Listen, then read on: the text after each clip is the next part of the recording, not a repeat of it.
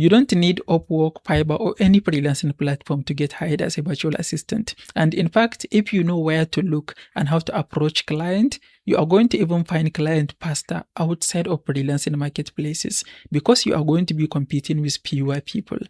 And that is why in this video, I'm going to show you exactly how you can find your first virtual assistant client without buying Connect on Upwork or any freelancing marketplace. The first thing that you need to do is create an outcome-based offer. An outcome-based offer is an offer that promises a desired result for a specific business. I will give you an example. Let's say something like a lead generation for real estate investors through social media engagement, or high quality podcast guests to increase podcast reach. These are just two examples. Open your mind. If you have an open mind, then you can think about it. Think of the skills that you have, the skills that you can learn, and what offer can you create that is going to promise value. I just give you these two examples so that you have a good idea of what an outcome-based offer is. Something like data entry for a business doesn't provide an outcome. Something like email management, all of those administrative tasks is just a task that you can do for a client. They don't see an outcome. But if you say a lead generation for real estate investors, then the task that you are going to do for them is going to lead them having more money by finding more clients, by finding more leads. So anything that you can create based on the skills that you have that is going to promise your client that if they hire you, they are going to have this outcome. And the outcome is something that they desire. That is what we need to do. I'm going to go through this video with the example of lead generation for real estate investors to do social media engagement so that you have a good idea of what I'm talking about. And this brings us to the second step, which is identify businesses who are already spending effort on marketing. This example that I'm going to give you is based on the actual work that I did for a few clients. Join Facebook groups for real estate investors. There are thousands, if not millions, of Facebook groups for real estate investors.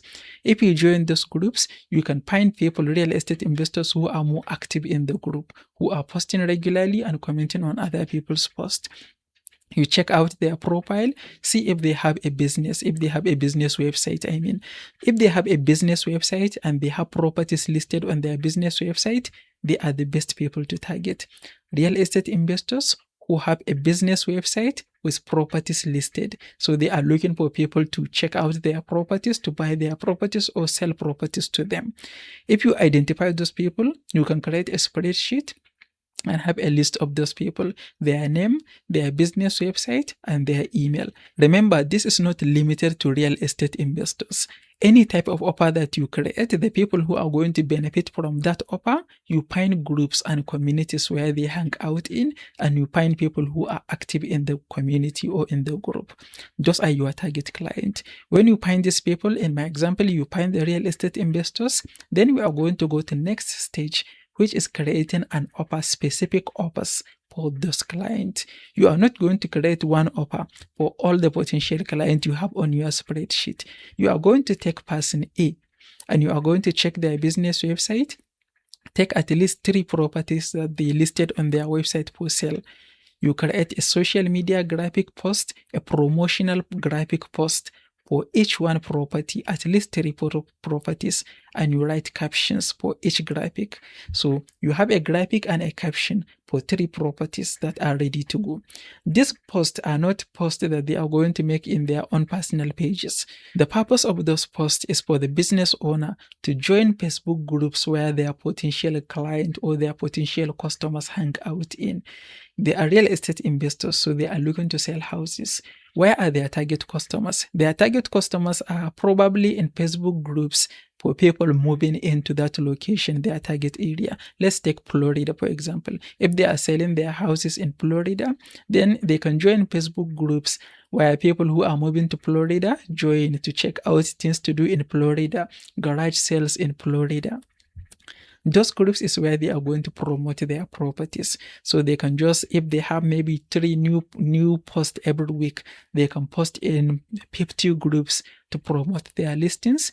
They stand a chance of finding clients or customers faster than if they don't do that. So if they are not already doing that, You create those graphics, good looking graphics that promote their listings. You write captions for them. So all they need to do is join those groups where the people who can buy those houses hang out in. So they can post the graphics and the captions in those groups to advertise their listings. This is an offer that is very clear to them. They can clearly see the value in that offer. Then we go to the next step, which is reaching out to them. You can reach out to them through Facebook, Instagram, or through their email, or through multiple sources. You reach out to them, you quickly introduce yourself and what you do, and you show them what you create for them. A quick note is, if you are creating graphics, it's a good idea to add watermark to your graphics so that they cannot use the graphics without your permission. You add watermarks, they can see the graphics, but they cannot use it. Maybe your big name is on the graphic. So you include it in your first message to them, not just send a message and ask to send it to them. Include it in your first message to them so that they can see what you created, and if they like it, they have a much higher chance of responding to you compared to someone who sent a message without that sample. I know that is time consuming, but finding a client is time consuming. And a lot of people are not doing that. You, by doing that, is going to help you stand out. And ask them if they are interested or if they have more questions for you. And if they are not interested, let them know. They can just let you know if they are not interested and you are not going to bother them. And if they respond to you, great. If they want to move forward, good. If they don't want to move forward, if they say maybe something like, okay, now is not a good time, then a good thing to do is just give it to them for free. As long as they respond to you in a positive way, but they say now it's not a good time, or maybe I have someone who is doing that for me, something like that, give it to them for free. Okay, you can keep this as a gift, but if you ever need help with something like this, you can reach out to me. Or if you know someone who needs help with something like this, feel free to refer me to them. This is going to give a very good impression of you on them. So next time they need something like that, they are much likely to respond to you. Or if they hear someone, or if they know someone who is on the market looking for something like that, they are going to be much more likely to recommend you. If they didn't respond at all, you can send them 2 follow-ups within 1 week, and that is it. You leave them alone. And the fourth and final step is do this consistently until you find your first client. The more you send, the higher your chances are going to be. It is going to take time, but it is going to be a total waste of time if you write a generic email and you keep sending to dozens and dozens of people. I will tell you one last thing that I tell all my students. The fastest route to do things rarely provide good result. So spend enough time into crafting an offer that works so that a business is going to see a clear value in hiring you. That is how you are going to find your first client through cold outreach without relying on using freelancing marketplaces. And if you don't have enough skills yet, check out this playlist where I have dozens of tutorials on how to use all of the tools that virtual assistant client need. If you find this video helpful, please give it a like and don't forget to subscribe. I will see you in the next one.